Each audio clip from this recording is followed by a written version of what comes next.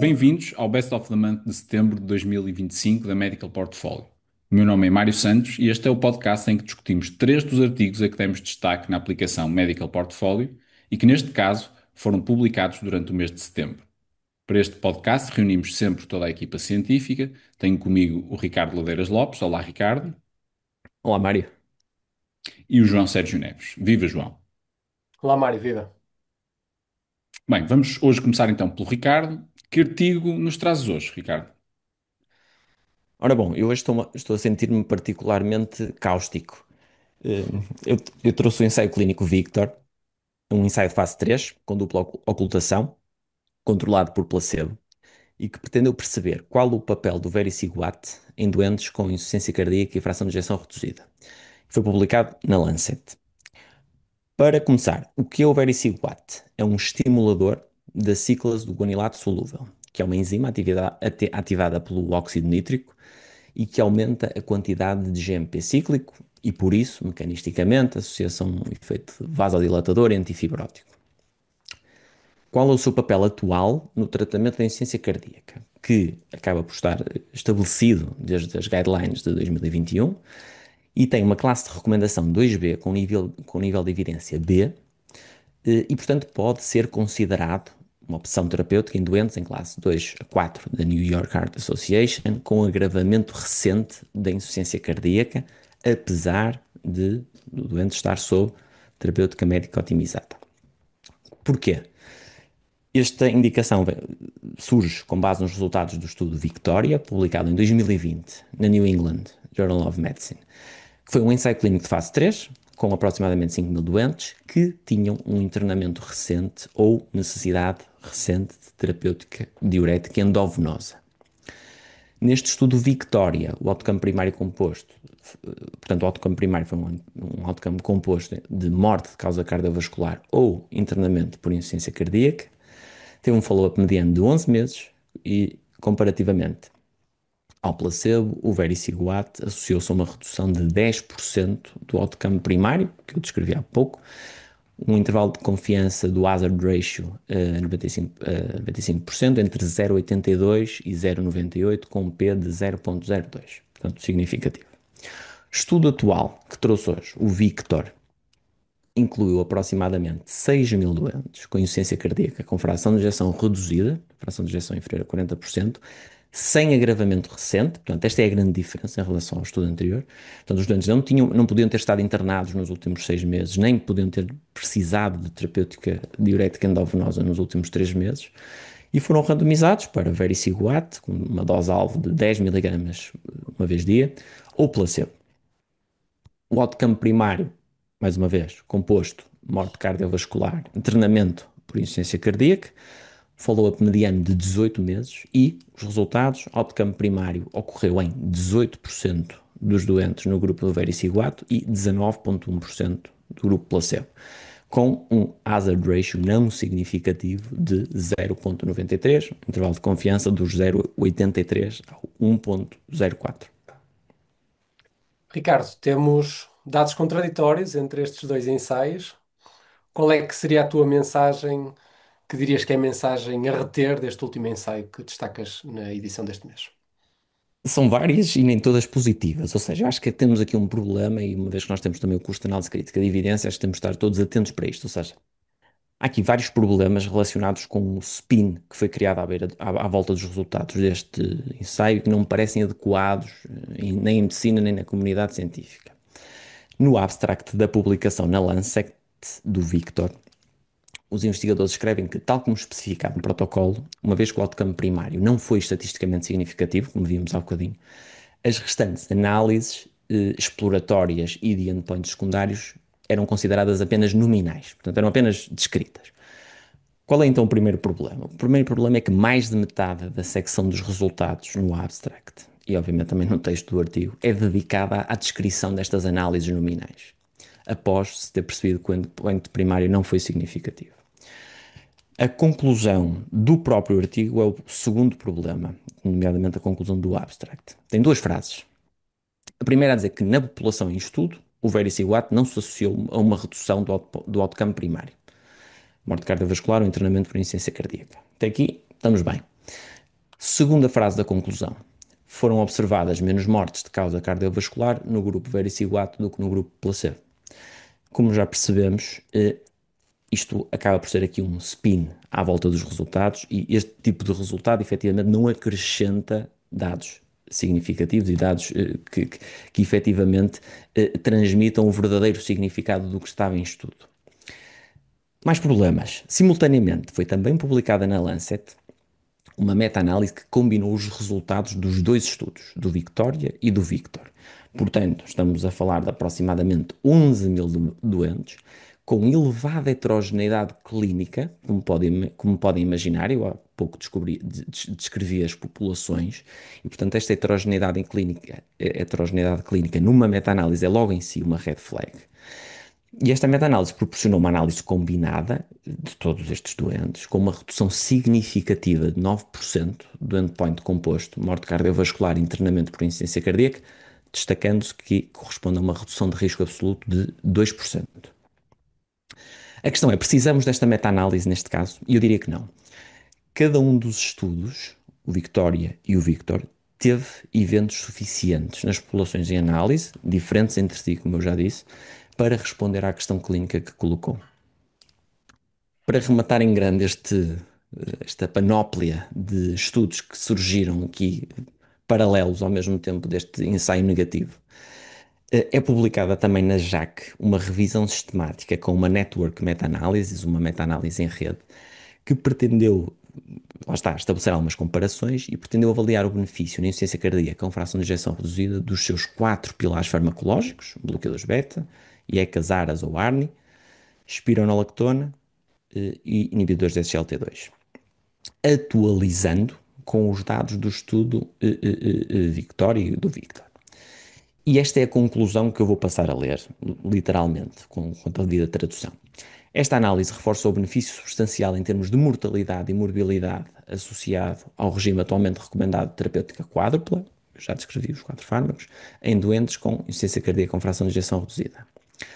A adição de vericiguat poderá proporcionar um ganho adicional de sobrevida de aproximadamente 0,7 anos, para além do obtido com a terapêutica quádrupla.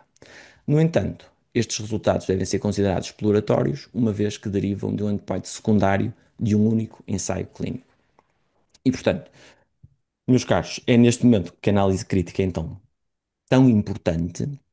Com estes estudos, provavelmente até vão conseguir atualizar o papel do vericiguat nas próximas guidelines de insuficiência cardíaca, mas na minha opinião não será este o caminho certo para melhorar os cuidados deste tipo de doentes. Portanto, este é um exemplo paradigmático de spin em relação a um fármaco que tem um papel questionável na terapêutica farmacológica da insuficiência cardíaca.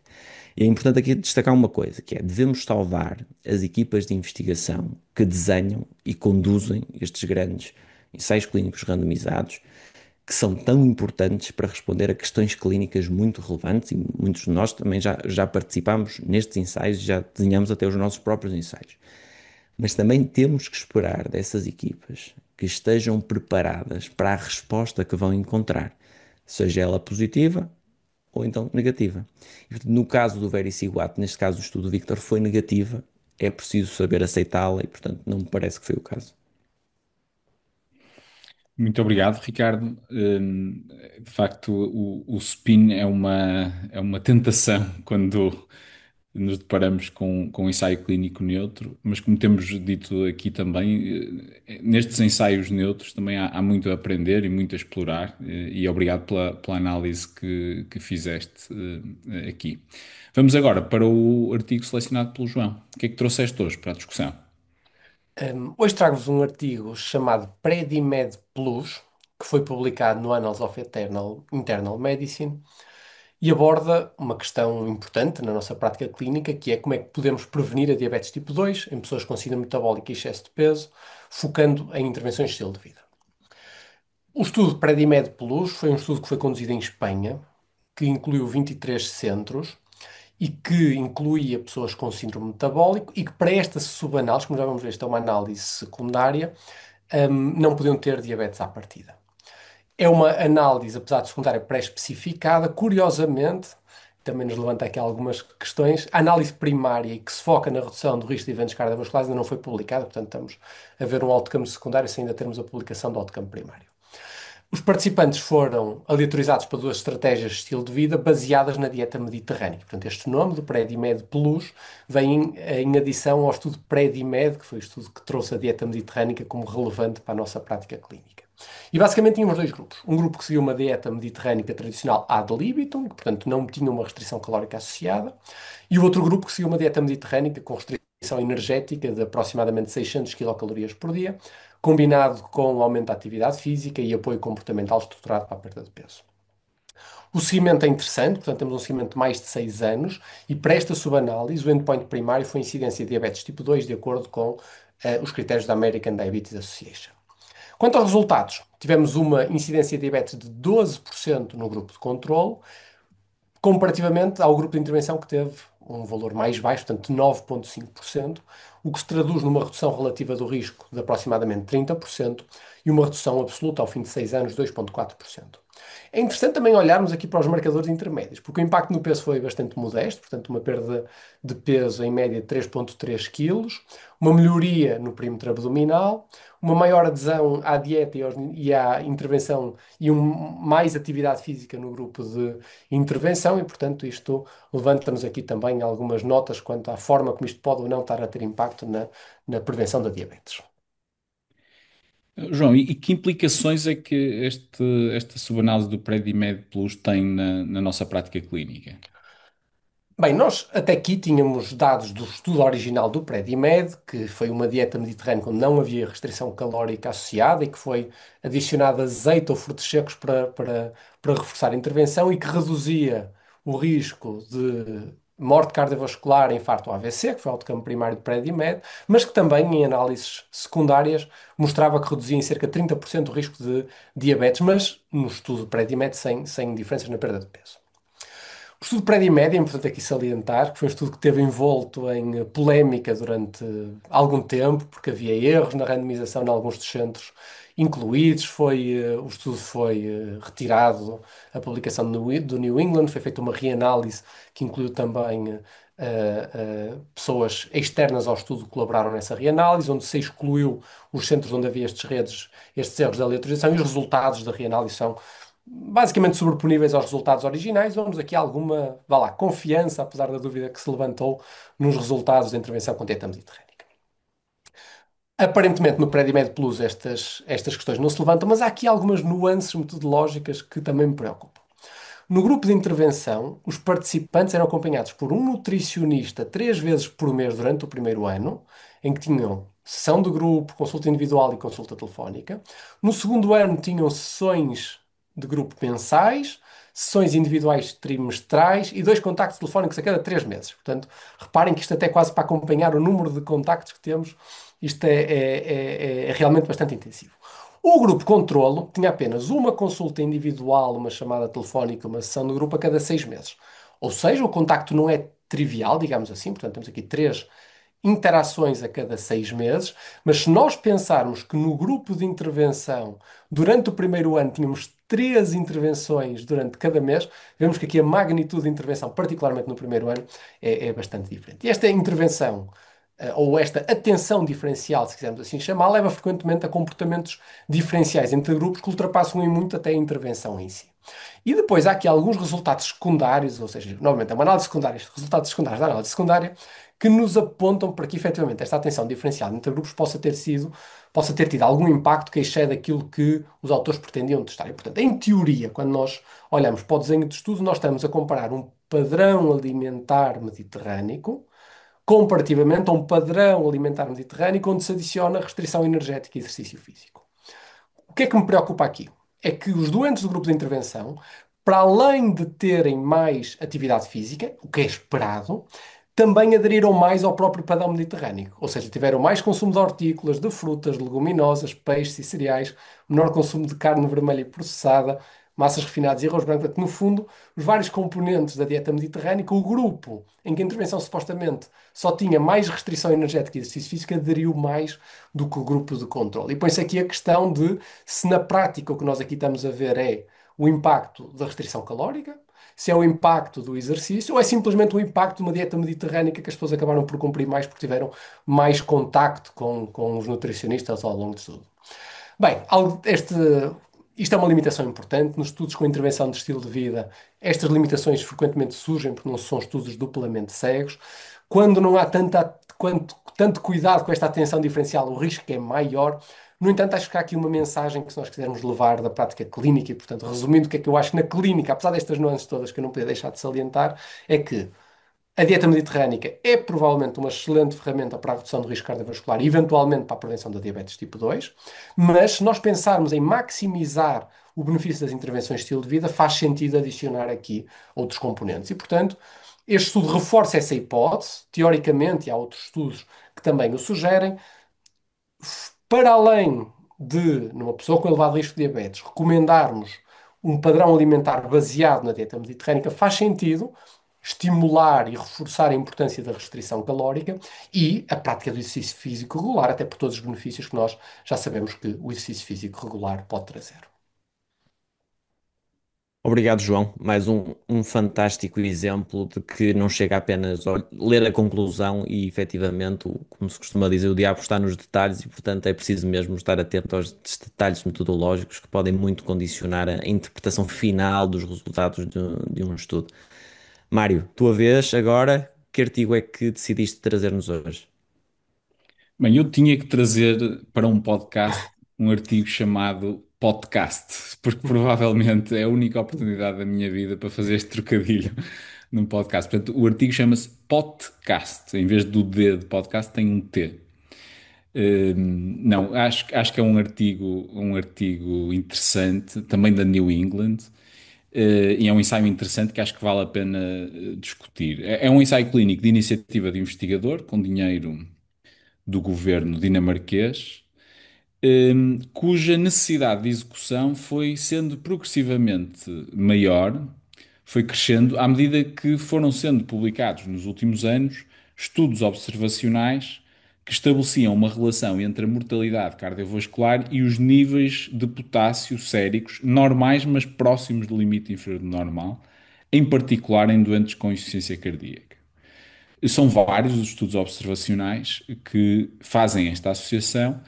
É óbvio que um estudo observacional não consegue estabelecer a causalidade entre o potássio e esses eventos cardiovasculares aumentados, porque os níveis de potássio não valem por si mesmo, mas podem refletir nestas populações, muitas vezes a gravidade da doença de base, a medicação que os doentes estão a fazer, a alimentação que os doentes têm, ou até mesmo as intercorrências que vão sucedendo aos doentes com patologia cardíaca.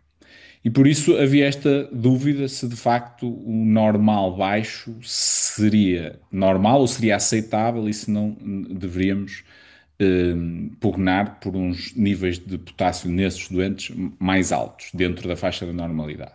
Então foi o que testaram, esta hipótese foi testada em três centros dinamarqueses, randomizaram 1.200 doentes com um risco arrítmico elevado. Eles foram à procura do tipo de doentes que lhes permitiria responder a esta questão no tempo que tinham e com os recursos que tinham.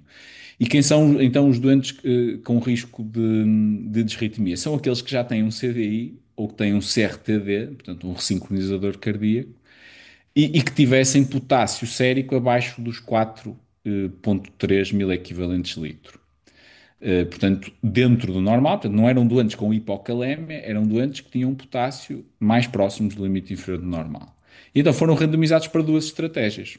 A estratégia de intervenção, em que eram aconselhados a ter uma dieta rica em alimentos ricos em potássio, em que eram prescritos suplementos de potássio e em que eram suplementados também com antagonistas dos receptores mineralocorticoides, se não estivessem a fazer, ou se estivessem, podiam ser aumentadas as doses até 100 miligramas de espironolactona ou 50 de eplerenona. O objetivo era que, nestas primeiras consultas, atingissem um potássio nas análises entre 4,5 e 5. E depois de atingirem esse intervalo, com a intervenção que tinha sido desencadeada e que os doentes estariam a fazer, tinham consultas semestrais para medirem o potássio e eventualmente algum ajuste de acordo com aquilo, mas eram consultas semestrais. O grupo controle recebeu o Standard of Care porque 4.2 ou 4.1 ou 4.0, creio que foi a média do potássio, exatamente, a média de potássio baseline dos doentes recrutados, não é, na prática clínica, motivo para se fazer nada. Portanto, continuavam a receber o tratamento que estavam a fazer. Portanto, o potássio no início do estudo era de 4. Apesar de menos de metade dos doentes randomizados para o grupo de intervenção ter atingido a tal intervalo entre 4,5 e 5, e portanto a maior parte não atingiu esse intervalo, o certo é que os níveis medianos de potássio dos doentes randomizados para o grupo de intervenção foi de 4,4. Portanto, houve aqui uma diferença do início para o final da intervenção de 0,3, 0,4 mil equivalentes por litro. Enquanto que no grupo standard não houve alteração significativa e os doentes mantiveram os seus 4 de potássio em mediana. Seguiram estes doentes ao longo de 3,3 anos, 40 meses. O endpoint primário composto foi constituído por uma taquicardia ventricular, com diagnóstico clínico, eletrocardiográfico ou no próprio eletrograma do CDI, ou um tratamento apropriado pelo CDI após taquicardia ventricular, e depois morte por qualquer causa, internamentos por disritmia ou insuficiência cardíaca. E este endpoint composto foi reduzido em 24% no grupo de intervenção, sobretudo à custa das taquicardias ventriculares diagnosticadas no CDI, que é um outcome que nós queremos prevenir nos doentes. E se nós próprios tivéssemos o CDI, também gostávamos de não ter taquicardia ventricular. Portanto, apesar de ser um outcome composto, há diferenças numéricas a favorecer o grupo de intervenção nos outros elementos, mas o ensaio foi positivo, sobretudo à custa da disritmia ventricular. Este resultado foi consistente em todos os subgrupos e um subgrupo de interesse eram os doentes que já estavam a fazer antagonistas dos receptores mineralocorticoides, se tinham benefício nesta estratégia e não houve heterogeneidade de efeito, portanto, parece que todos os doentes beneficiavam desta intervenção. Eu acho que este ensaio é interessante, primeiro porque 1.200 doentes, iniciativa de investigador, 3 centros, o trabalho que isto dá, e todos nós estamos a beneficiar, não dinamarqueses, estamos a beneficiar deste conhecimento.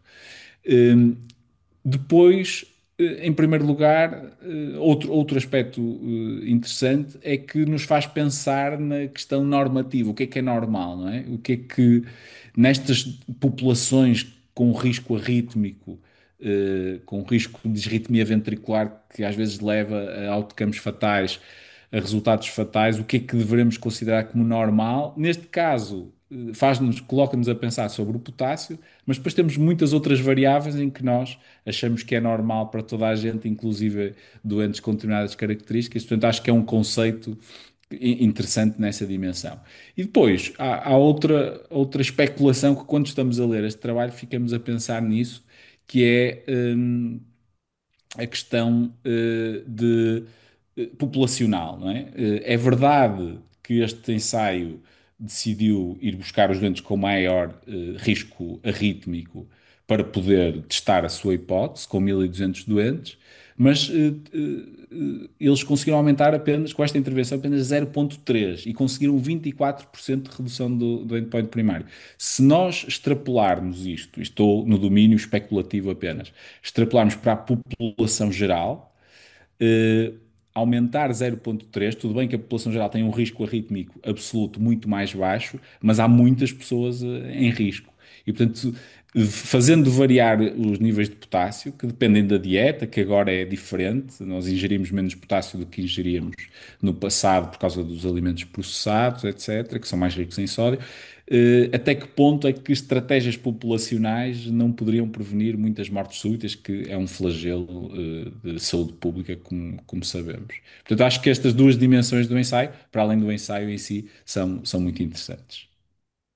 Mário, isto realmente deixa-nos a pensar, porque estamos a falar de uma diferença aparentemente pequena, portanto 0,3 mil equivalentes por litro. que aparentemente está a fazer uma grande diferença nos resultados destes doentes. E, portanto, para a prática clínica, quais as implicações imediatas deste ensaio?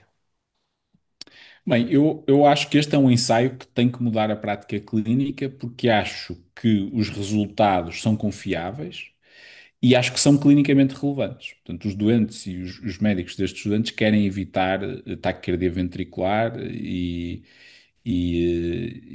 todos e todos os outros outcomes. E, portanto, acho que é um ensaio para ser levado a sério e para ser incorporado na prática clínica, e por isso é que nós também o levamos à app e divulgamos na app este mês, e por isso é que estamos aqui a discutir. Eh, a extrapolação imediata é, na próxima vez que virmos um doente com CDI ou CRT que tenha um potássio abaixo de 4,3 e tenha uma taxa de filtração glomerular superior a 30, porque abaixo de 30 eram excluídos do ensaio, acho que temos que ser proativos na recomendação de uma dieta rica em potássio, em suplementos, em iniciar ou aumentar uma dose de um antagonista dos receptores mineralocorticoides. E, se possível, que também estava incluído no protocolo do ensaio, reduzir os diuréticos de dança, que são espoliadores de potássio. Para doentes sem dispositivos intracardíacos implantáveis, a extrapolação não é direta, mas acho que os resultados deste ensaio vão levar a uma avaliação individualizada do risco arrítmico do doente que estamos à frente, do risco de hipercalémia, obviamente, as medidas incluídas neste ensaio também serão ponderadas, terão que ser mais individualizadas, teremos que tentar identificar os doentes sem CDI que tenham uma relação risco-benefício mais favorável a estas medidas. Bem, chegamos então ao fim deste podcast do Best of the Month, com a discussão de três artigos com mensagens muito relevantes para a prática clínica, três artigos muito interessantes, com uma análise crítica muito interessante, muito rica. Continuem a acompanhar na aplicação Medical Portfolio os nossos tops semanais, com os artigos mais relevantes e mais recentes nas áreas de cardiologia geral, insuficiência cardíaca e diabetes e obesidade. Até breve.